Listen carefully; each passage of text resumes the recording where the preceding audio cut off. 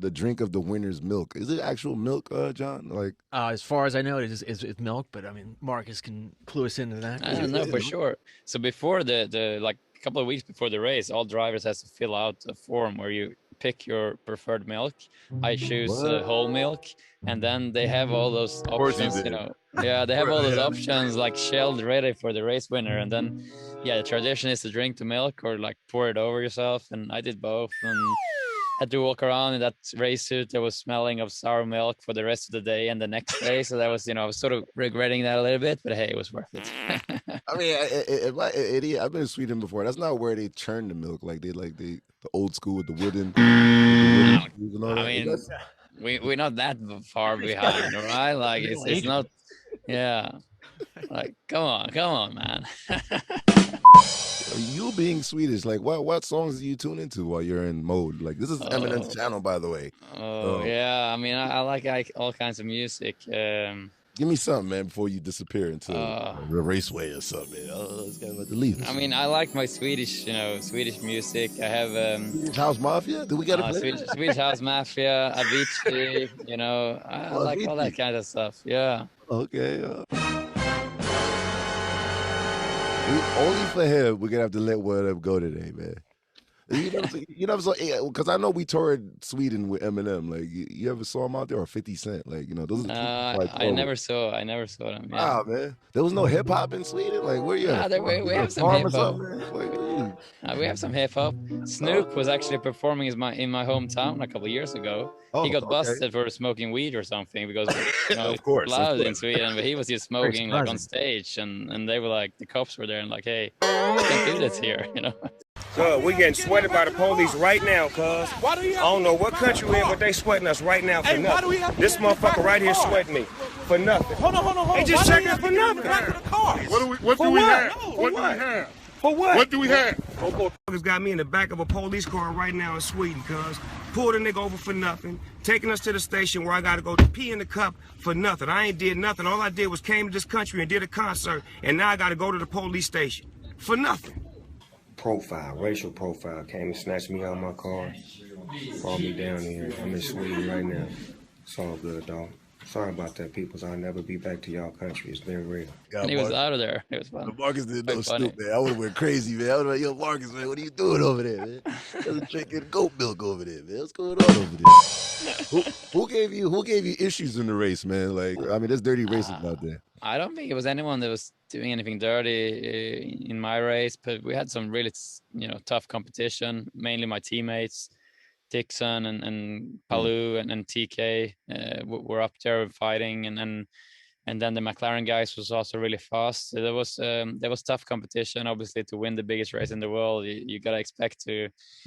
You have to beat, you know, the best of the best. But yeah, it was a tough race. You know, 200 laps is really a long race, and it was a lot of critical moments in that race that had to be perfect to be able to win it. And just out of curiosity, I read somewhere, was that a controversial move that you pulled there? Sort of. Yeah, I mean, you could see I was sort of snaking down the straight there, trying to break the toe of Pato, and it's been a couple of times. You know, I think it was 2015. Montoya did it the first time, and then Simon Pagino in 2019 did it even better in 2019 to get a win then. So something, you know, I've been studying, trying to prepare myself if I were in a situation like that, what to do. And I just tried to do it. And you know, when you're about to win the biggest race in the world, you have to play it to every advantage you can, you know. And I was just trying to use everything I had there to try and pull it off. It's on the limit, but it's within the rules. So it was good enough, and you know, he got a run on me still, and it was really close there into turn one, going out on the last lap, but I just kept my foot down.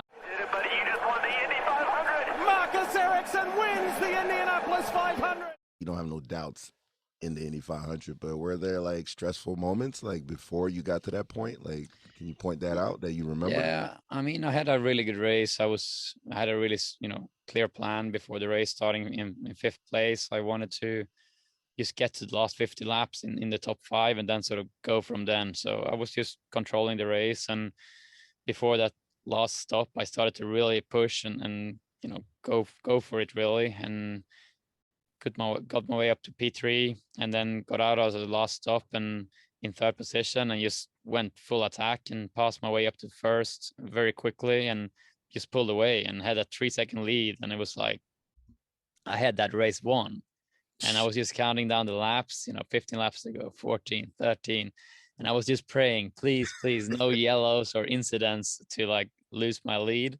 And of course, with 5 to go, that caution came out, that turned into a red flag, and that restart because of that with 2 to go. So I tell you what, those minutes when I had to sit in the pits during that red flag was, it was the longest minutes of my life, I tell you. Yo, that's crazy, John. They look at a minute like 3 hours. They're driving 300 miles per hour. Oh, it's a lifetime. Yeah, we get a merch shirt. Yo, how's your merch going, man? Like your number 8, is it selling out like crazy? Like kids going crazy? There was nothing on the track this weekend. I was flying under the radar. No one could buy anything, but I'm thinking, maybe next race there will be some merch out there, and next year defending champions. So that should be pretty good. It's funny because F1, I've DJ'd like a lot of events in F1. I feel like it's like more like a billionaire's hobby, and I can imagine in America, Indy 500, we take it serious. Like it's very competitive. And everybody trying to kick ass, but it doesn't matter if you win or lose in F1. Everybody's rich anyway. Everybody's like, I don't know. That's how we look at it. The ignorant 101 of the actual fan looking outside from America. Formula One is a lot more than a sport, I would say. It's a lifestyle, business and lifestyle and everything. I think IndyCar is more of a sport, and more, everyone has very similar chance, and everyone knows that when you go out to the race, any one of us on the grid can win the race, and that's not the case in Formula One. So it is very different, and I think purely from a driver perspective, IndyCar, at least for me, is so much more satisfying because you have the chance to win. So I love that about it, and I've really enjoyed my years here so far in America and IndyCar. And that's definitely one of the reasons why you are the underdog, because they're like, oh, he's coming in from F1, man. Let's get him out of here. you just eliminated that whole stereotype, man. I'm glad for you, man. Thank you. Appreciate it. You getting another Formula car? Are you getting another car with that $3 million, or are you just like you're gonna ball out in Hawaii or something? Like, where you going after this? No, you win one, you want to win 2 or 3 or 4. It's your hunger going, and we have a race this weekend already. We go to Detroit to race again, and I'm leading the championship now after the win on Sunday. So got the big win in the 500, but now I have a championship to try and close off as well. How's the president? Did Doug holler at you? He invites me to Indy 500. Like, do you have any relations with Doug since you won?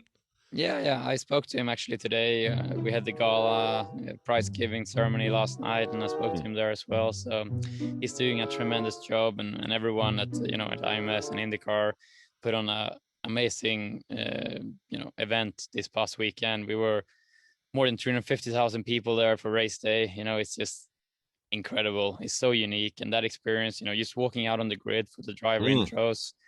Everywhere you look, it's just people everywhere, and that atmosphere you get on the pre-race is just incredible, and it gets you so pumped up. It's just it's the most. If you've never been to the 500, you have to go just because of that, because it's like, it's hard to describe. You cannot describe. You need to live it. Sweet, give me one Swedish snack before you. What's your favorite Swedish snack before you disappear, man? What snack? To keep you healthy, man.